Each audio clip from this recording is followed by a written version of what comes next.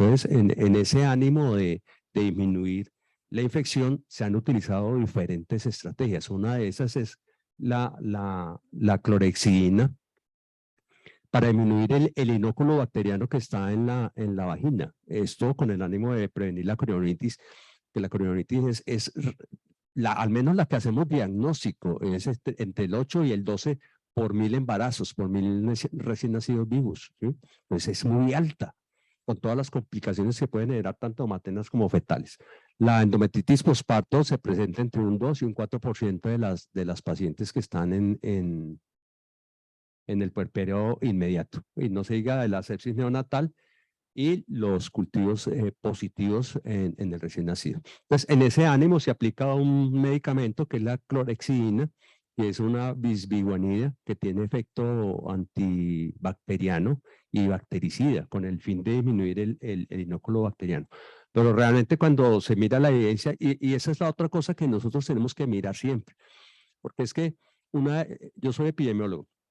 Una de las justificaciones que tiene la gente para hacer metaanálisis es que no hay buena evidencia, ¿sí? Y entonces hacer metaanálisis de basura, ¿qué obtengo? Más basura. Entonces no puedo sacar en muchas ocasiones conclusiones. Yo estaba viendo, pues afortunadamente la doctora se fue, estaba viendo una diapositiva de la doctora María Fernanda Escobar, donde mostraba que la amniotomía hacerla a todos los pacientes, y realmente eso no es cierto. Entonces, en ese metaanálisis que ella mostró, esa era la conclusión, pero cuando uno mira la heterogeneidad, es muy alta, tiene una heterogeneidad del 96%. Eso quiere decir que usted no puede comparar todos los trabajos que estaban haciendo allí. Entonces, hay que hacer en ese metaanálisis un análisis de sensibilidad para saber si eso sí es cierto o no, ¿sí? Y en estos casos uno tiene que tener en mente que la industria farmacéutica es muy poderosa. Entonces manipulan muy fácilmente la información. Entonces, por ejemplo, en este caso, realmente se ve que la desinfección con clorexidina no sirve, no tiene absolutamente ninguna utilidad para disminuir ninguno de estos desenlaces buscados, corionitis, endometritis y posparto. Esto es un metaanálisis, casi todas las diapositivas son basadas en metaanálisis de Cochrane. Cuando empecé a hacer la revisión, empieza uno a tener grandes dificultades, porque desde la definición de inicio del trabajo de parto no hay un acuerdo. A uno le parece increíble porque uno siempre está hablando del trabajo de parto, y realmente no se sabe cuándo empieza el trabajo de parto. No hay ningún consenso que diga el trabajo de parto empieza en ese momento. Lo mismo, en este momento tampoco sabemos cuándo empieza la fase activa del trabajo de parto. Unos dicen 3, otros dicen 4, otros dicen 6. No hay consenso tampoco. Entonces, por eso es que en muchas ocasiones uno se encuentra con dificultades para hacer los análisis de los trabajos. Porque es que, bueno, más adelante vamos a mirar más acerca de eso. Sigamos. Entonces, no está pasando. Este uso de clorexidina es para disminuir estas infecciones. Cuando nosotros vemos ya pasó, otro agente que produce grandes alteraciones, sobre todo en el recién nacido, como agente etiológico en la sepsis neonatal temprana, vemos cómo tampoco tiene ninguna utilidad, no disminuye el riesgo de sepsis, ni meningitis, ni neumonía, pues, que ya es menos frecuente en los niños. Y tiene efectos secundarios que son leves, pero al fin y al cabo son efectos secundarios, entonces no estamos obteniendo ningún beneficio y sí tiene efectos secundarios. Otra, otra estrategia que se ha utilizado a través del tiempo es la disminución del estreptococo. Si uno mira la estadística, al menos la americana, ellos tienen entre un 10 y un 30% de todas las embarazadas que son portadoras del estreptococo. Pueden ser portadoras crónicas, portadoras intermitentes o portadoras ocasionales. ¿Cuál es el problema? Que cuando una paciente tiene el parto y en ese momento es portadora del estreptococo, tiene un riesgo del 50% de transmitirle la infección al feto o al recién nacido en este caso. Entonces, el recién nacido hasta el 2% pueden desarrollar una sepsis temprana. Es importante entonces que esta estrategia se empiece a implementar y en los 90, con esta estrategia se disminuyó el 70% de los casos, se disminuyó de 1 a 8 al 2015 al 0,23 por 1000 nacidos vivos. Entonces, ¿esto qué hizo? Que se disminuyera 4.500 casos nuevos de sepsis neonatal temprana y 225 muertes al año con esta sola intervención. La detección del estreptococo y el tratamiento intraparto. Entonces, ¿cuál recomendación tiene el Colegio Americano en este momento? Antiguamente, la recomendación era que la tamización se hiciera a las 34 semanas. El CDC cambia esa recomendación y dice que es a las 36 o 37. Pero esto porque el número de partos es mayor entre las 40 y 41 semanas que entre las 35 y 36 semanas. Pero si estamos pensando en inducir a las pacientes a las 39 semanas, deberíamos hacerlo más tempranamente. Y algo importante es que en el interrogatorio que nosotros le hacemos a la paciente cuando le vamos a solicitar el cultivo recto vaginal para estreptococo, debemos preguntarle a la señora si es alérgica o no a la penicilina. Si la paciente es alérgica a la penicilina, cuando pidamos el cultivo, que le hagan prueba de sensibilidad a clindamicina. ¿Sí? Porque ya en este momento se sabe que hasta el 30% de las cepas de estreptococo son resistentes a la clindamicina. Que en ese caso, entonces, no podríamos usar clindamicina en la paciente alérgica a la penicilina, sino que nos tocaría usar vancomicina. El otro aspecto importante es el tratamiento de las pacientes con bacteriuria sintomática. Si yo tengo una paciente que en el primer trimestre tuvo una bacteriuria sintomática con más de 10 a las 5 unidades formadoras de colonias, a esa paciente le doy tratamiento allí, en ese momento. Y ya no le tengo que hacer cultivo. Le hago tratamiento, pues cultivo recto vaginal al término, sino que le hago tratamiento porque esa paciente ya es portadora. La otra cosa importante es que si el cultivo me da que no es 10 a la 5, sino 10 a la 2, 10 a la 3, a esa señora allí no le tengo que dar tratamiento, pero sí sé que esa paciente es portadora y le tengo que dar tratamiento intraparto, profiláctico intraparto. ¿En qué momento dar el tratamiento? Realmente lo ideal del tratamiento es darlo 4 horas antes del parto, mínimo 2 horas.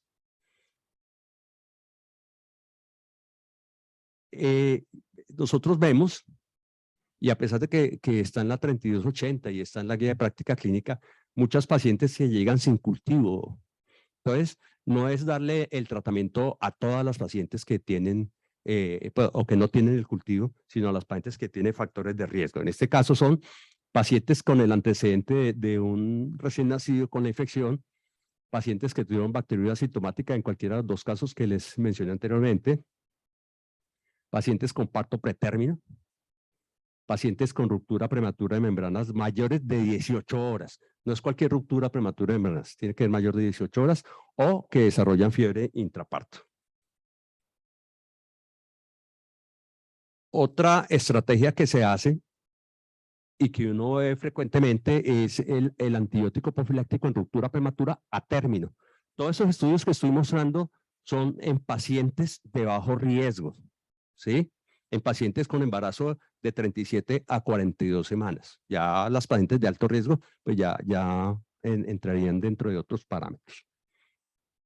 Entonces, siempre que llega la paciente con ruptura, nosotros empezamos el antibiótico, pensando que con eso vamos a mejorar el resultado obstétrico y el resultado fetal. Y realmente la evidencia muestra que no sirve, ¿sí? Mira acá, por ejemplo, corionitis. No hay significancia estadística. Endometritis tampoco. Infección materna tampoco. E infección neonatal tampoco. Entonces, cuando se hace el análisis de subgrupos, en el grupo que tiene ruptura prematura mayor a 12 horas, se evidenció disminución del riesgo de corionitis y endometritis. Nada más. ¿Sí? Ahí no estamos protegiendo, no estamos disminuyendo el riesgo del recién nacido. Solamente estamos tratando el riesgo de la mamá. Entonces, la recomendación es darle profilaxis con antibiótico a las pacientes en embarazo a término, ¿no? Que tienen ruptura prematura mayores de 12 horas. aquí estamos mirando desde el punto de vista de la ruptura, sin mirar profilaxis para estreptococo. Obvio que si la paciente tiene un cultivo positivo, pues tenemos que darle el antibiótico profiláctico desde antes. El parto en el agua. En ese momento, pues nosotros acá en Colombia no hemos entrado todavía en la moda del parto en agua, pero definitivamente la evidencia muestra, mire, aquí a 3.663 mujeres y se ve que no se afecta el parto espontáneo, no se aumenta ni se disminuye el parto en instrumentado, el número de cesáreas tampoco.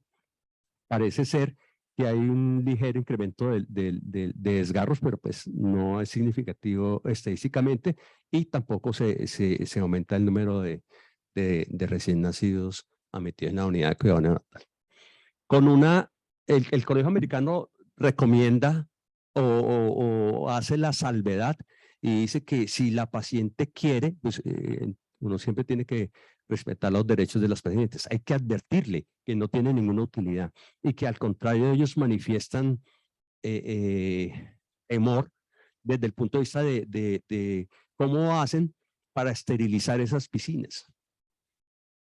¿Cómo hacer para que el operador no se exponga a todos los fluidos de la señora? Líquido amniótico, meconio fetal y materno, la diuresis, ¿sí?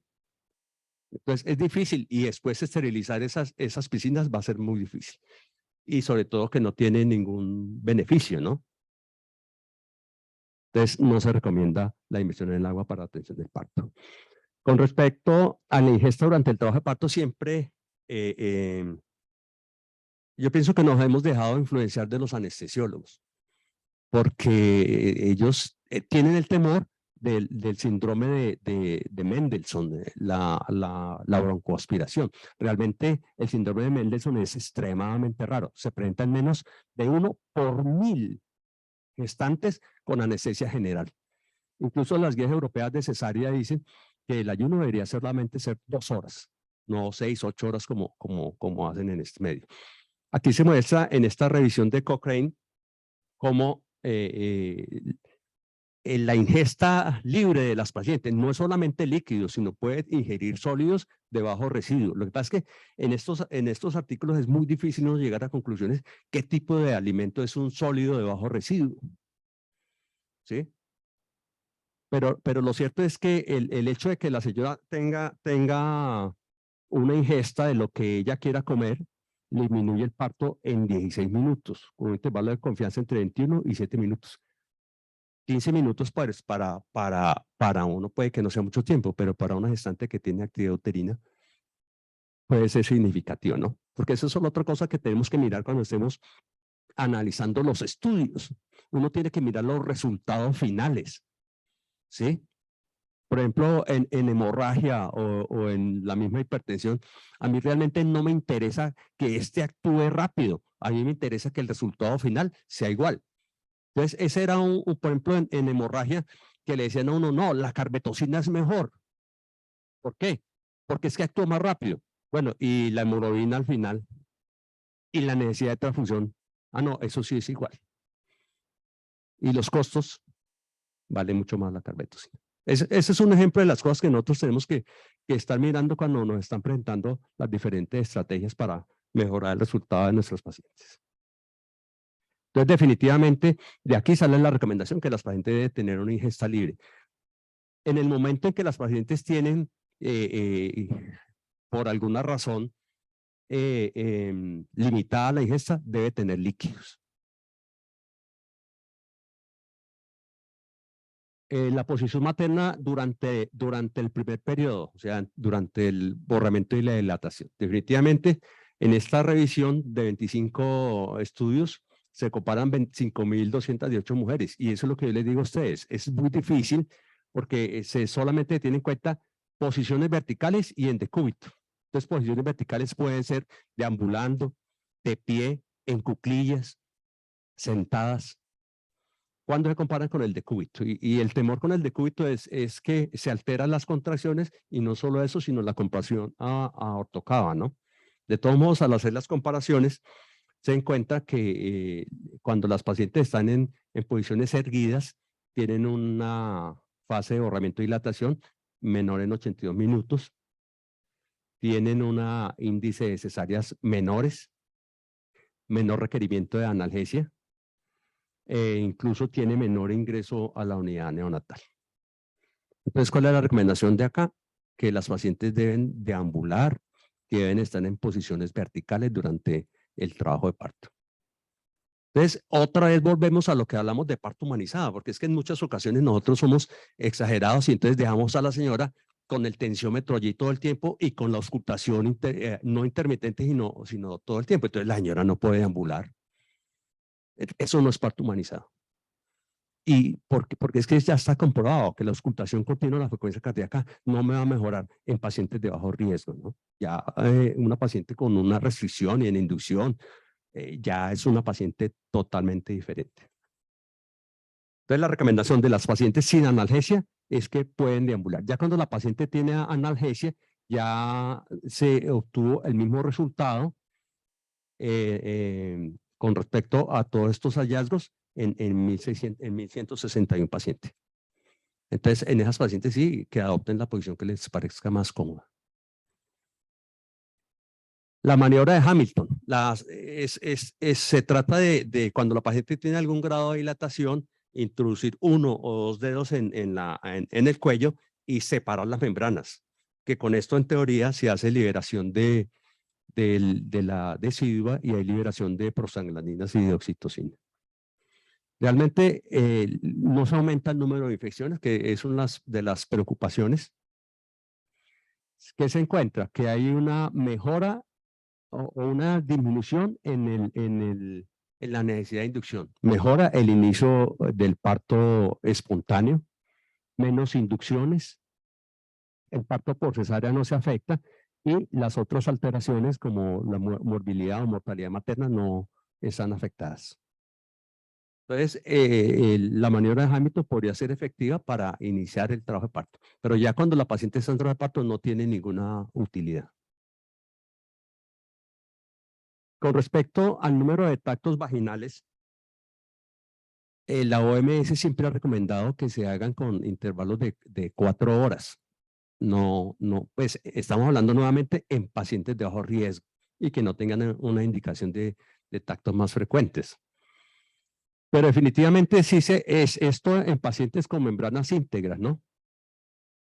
Pacientes con 5 o más tactos vaginales, el riesgo de infección se aumenta 5 veces. 7 de 8 se aumenta 2 y más de 9 tactos 3 veces. En cuanto a pues, morbilidad febril intraparto y contra morbilidad febril postparto, también a mayor número de tactos vaginales, se aumenta también el índice de infección postparto. Entonces, la recomendación, a pesar de que no hay metaanálisis donde se diga cada cuánto se debe hacer los tactos vaginales, la recomendación es que hacer máximo 4 tactos durante el trabajo de parto por este riesgo de infección, tanto materna como fetal.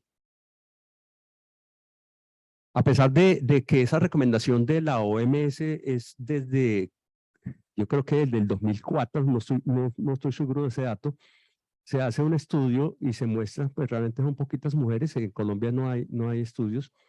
Durante el trabajo de parto, el 52% tenía más de 3 tactos, o sea que el 70% de los pacientes tienen más del número de tactos esperados y nosotros estamos haciendo el tacto cada 4 horas. Y la justificación es que es para primero el inicio y después el progreso del trabajo de parto.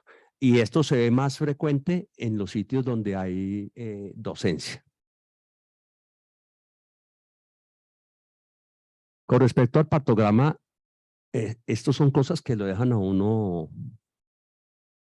como desconcertado. Así pasó inicialmente cuando decían que la lesión de bajo grado no había que hacerle tratamiento, sino que hacerle seguimiento. La evidencia dice que el partograma, pues ustedes ya conocen los diferentes partogramas, aquí también existe dificultad para comparar los diferentes estudios porque son diferentes partogramas. Entonces hay partogramas que tienen el inicio del registro a los 4 centímetros de dilatación, otros a los 3, otros a los 6. La línea de alerta en unos está a los 2, en otros está a los 4. Entonces, definitivamente, según esta revisión de Cochrane del 2018, no se altera el número de cesáreas. No se altera el uso de oxitocina. El Apgar a los 5 minutos es exactamente igual. Y todo esto es igual en los diferentes partogramas que se utilizaron y con líneas de alerta y acción a las 2 y a las 4 horas. Entonces, realmente con esta evidencia no hay ninguna certeza de que utilizar partogramas de acuerdo a las recomendaciones de la OMS sirva para disminuir estos riesgos, ¿no? El uso de antiespasmódicos. Ustedes ven en muchas salas de trabajo de parto que a las pacientes que el sería de buscapina. Realmente acá, en este metaanálisis que se hizo en el 2013, se vieron diferentes antiespasmódicos. Y realmente en este se dice que hay una reducción de la primera fase en 74 minutos, que el trabajo de parto se disminuyó en 85 minutos, la rata de dilatación cervical se mejoró en 0.6 centímetros por hora, que no se afectó el expulsivo ni la hemorragia postparto. Pero cuando uno se detiene a mirar la calidad del metaanálisis, se da cuenta que no sirve, no sirve. Uno no entiende por qué publican ese tipo de cosas. Ellos al final de todos modos dicen que ante la baja calidad de la evidencia, a pesar de que encontraron los resultados, no recomiendan el uso de antiespasmódicos en el trabajo de parto. Lo mismo, aquí hay otro con buscapina, obtuvieron más o menos los mismos resultados, pero cuando uno revisa la heterogeneidad del metaanálisis es muy alta. Y cuando se hacen los estudios de sensibilidad, se ve que realmente no son hallazgos significativos. Entonces, hasta ahora, en ese momento, no hay evidencia para el uso de antiespasmódicos ni buscapina durante el trabajo de parto para disminuir el tiempo del trabajo de parto. Con respecto a la amniotomía, ahí esta revisión de Cochrane del 2013, donde se mira la longitud del primer periodo, se disminuye en 20 minutos. Este es el intervalo entre menos 95 y más 55. O sea que no es significativo. El número de cesáreas. El riesgo relativo es 1.27, el intervalo de confianza es no significativo. El Apgar menor a 7 a los 5 minutos, tampoco significativo. Entonces, por eso es que la OMS no recomienda hacer amniotomía en pacientes en trabajo de parto de curso normal. ¿Sí? Ya es otra cosa las pacientes que tienen alguna alteración, pero si la paciente tiene el curso del embarazo del trabajo de parto normal, no hay amniotomía. Por eso es que yo quería criticarle el trabajo que presentó la doctora, porque es que eso deja la sensación de que a todas las pacientes en trabajo de parto vamos a hacerle amniotomía, y no es así. Otra cosa es amniotomía e inducción, son cosas totalmente diferentes, ¿no? Posición durante el expulsivo. Aquí nuevamente entonces se hace comparación entre posición erguida y posición en decúbito. Entonces cuando las pacientes están erguidas hay una reducción del tiempo del expulsivo en 6 minutos, que va de -9 a -2. Las cesáreas no se afectan. El parto asistido, el parto instrumentado se disminuye. El número de episiotomías también se disminuye. Se incrementa, no se afecta los desgarros grado 3 y grado 4, ¿no? El intervalo de confianza no es significativo. Sí se ve un incremento de la pérdida sanguínea mayor de 500 centímetros. Realmente no se encuentra una explicación biológica. Alteraciones en la frecuencia cardíaca se disminuyen, muy probablemente porque cuando la paciente está en decúbito hay compresión aortocódica y disminuye la perfusión uteroplacentaria, y eso podría ser la explicación para esto. Pero también son trabajos que tienen una alta heterogeneidad. Entonces, las conclusiones no pueden ser tan claras.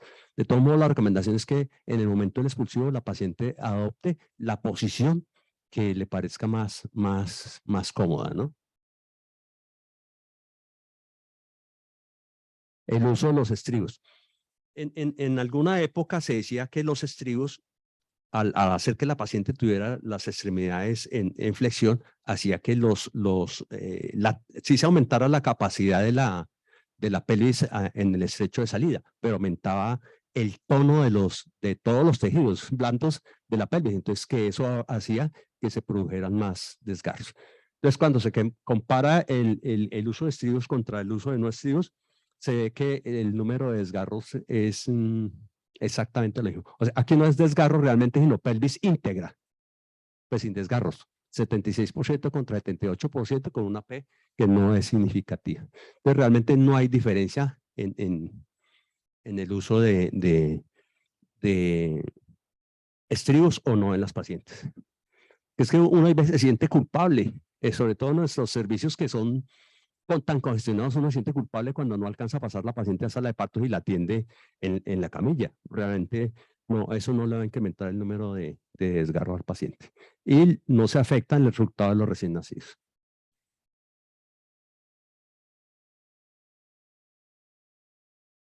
Una maniobra que es causa de muchas demandas. La guía de práctica clínica, la 3280, dice que no se recomienda la maniobra de Christeller. La maniobra de Christeller es empujar el feto desde el fondo uterino hacia la pelvis. ¿Cuál es el problema? Que estos son unos estudios aleatorizados en un escenario clínico diferente. O sea, aquí se cogen las pacientes y entonces yo estoy atendiendo partos acá en Pereira, entonces hago toda la aleatorización y digo a esta paciente sí, a esta no. Y así fue que se obtuvieron estos resultados. Pero eso contrasta con la realidad, porque es que en una atención de un trabajo de parto, cuando uno le hace Christeller a una paciente, no es la que está evolucionando adecuadamente. Es la que tiene dificultad. Entonces, por eso la interpretación de estos resultados es muy difícil. Entonces, mire que son casi 4.000 pacientes. El tiempo del parto no se disminuyó.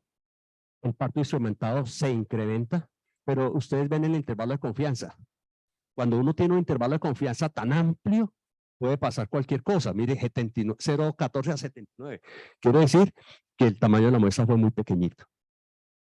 El número de cesáreas, mire, de 0,7 a 17, también es un resultado que no es fácil interpretarlo.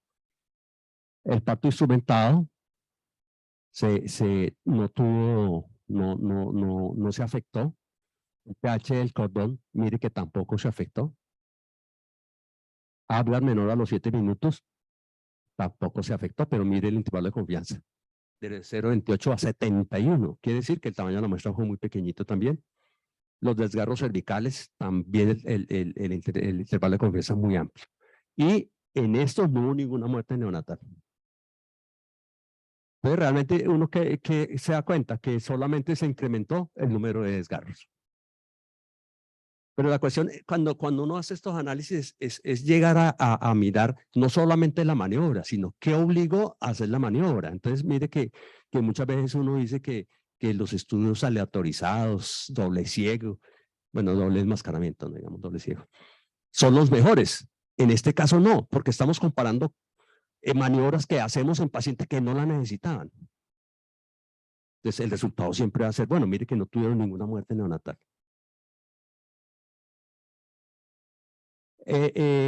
La OMS, en su preocupación por el riesgo que producía esto de los desgarros tan grandes en Sudáfrica, se inventaron esa maniobra, que es con la paciente sentada, el operador está en la parte posterior y le hace la presión solamente con las manos. Y solamente por máximo 30 segundos durante el expulsivo.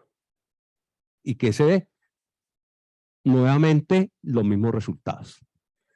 Y a eso se le agrega, porque es que también siempre tenemos que tener en cuenta la opinión de las gestantes. Ellas se sintieron violentadas, son maniobras que son dolorosas. Y si no le sirven absolutamente para nada, realmente no se justifica realizarla.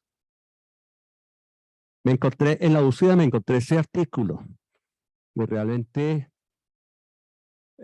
habla de que a pesar de que es una maniobra que está prohibida, se sigue realizando casi en un 70% de pacientes.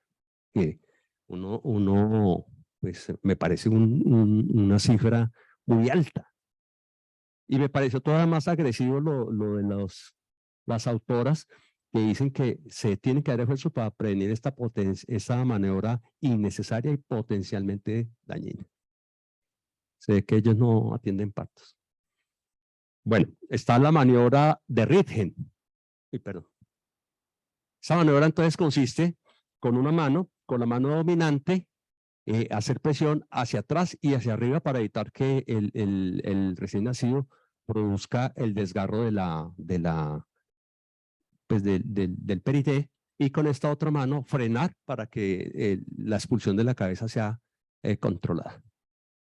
Es una maniobra inventada desde 1825 y a través del tiempo la hemos realizado. Cuando se mira la evidencia, 1.500 pacientes, el número de desgarros exactamente igual, con la diferencia que se aumenta el dolor perineal posparto.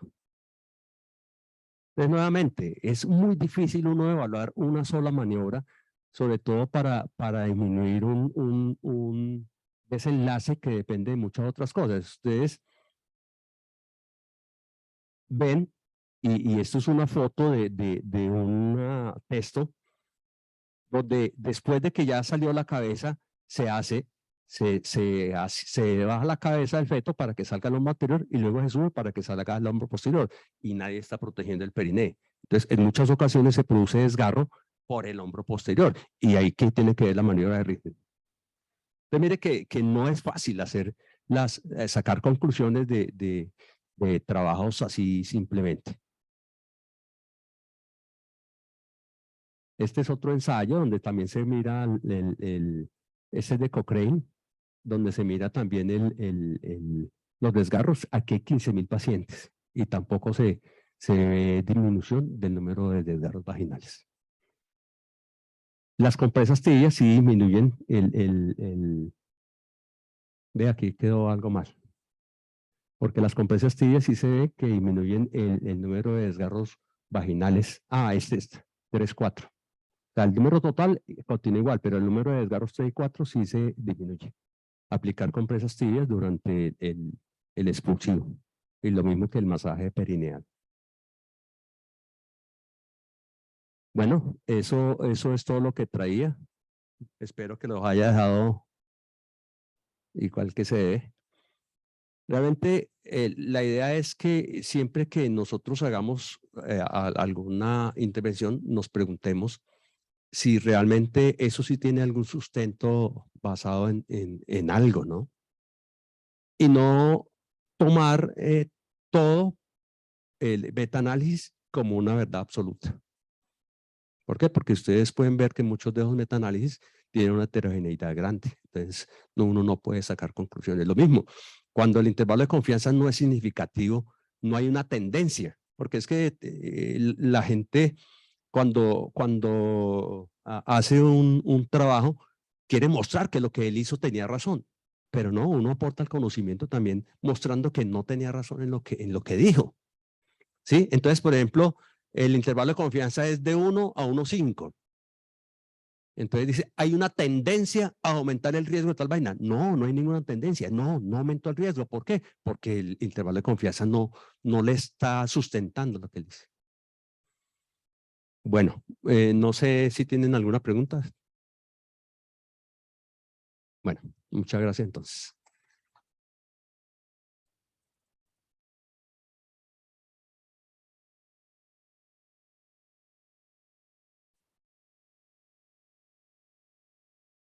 Una pregunta en el auditorio para el doctor León.